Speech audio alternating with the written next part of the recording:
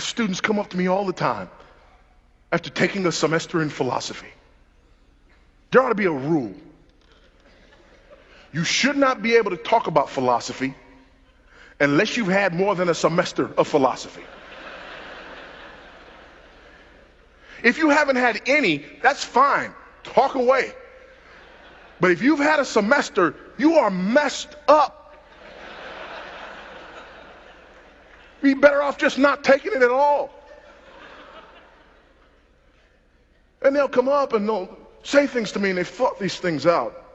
And I'm on the campus to talk about these issues and dealing with apologetics, and they want to catch me alone and ask me these questions, and they look at me and they say, I just wanted to ask you that if you believe in a God that is omnipotent and omnibenevolent, then how do you reconcile the issue of theodicy? To which I respond, took a semester of philosophy, right? Well, yes, how did you know? Because if you hadn't, you'd have just said, listen, God's so powerful and so good, how come bad stuff happens?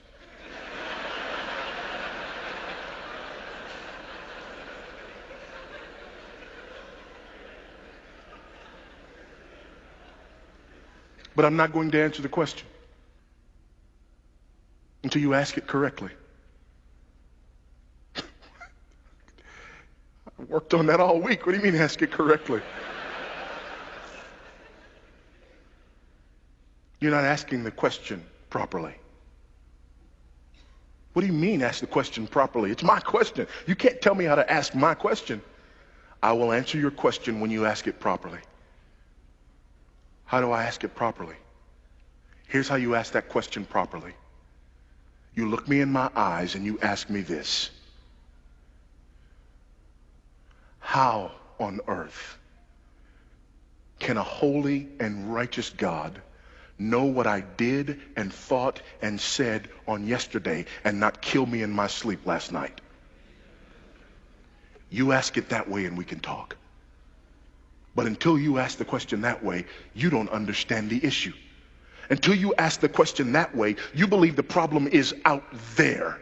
Until you ask the question that way, you believe that there are somehow some individuals who in and of themselves deserve something other than the wrath of Almighty God. Until you ask me the question that way, until you flip the script and ask the question this way and say, why is it that we are here today? Why has he not consumed and devoured each and every one of us? Why, oh God, does your judgment and your wrath tarry?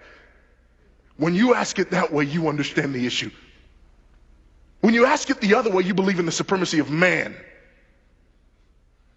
How dare God not employ his power on behalf of almighty man? You flip the question around. You believe in the supremacy of Christ. How dare I steal his air? Because the last breath I took, I borrowed it from him. And I'm never going to give it back. When you borrow something and never give it back, you're stealing.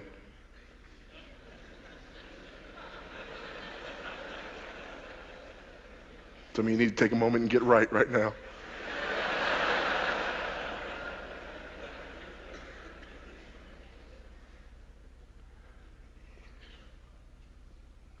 The problem is me.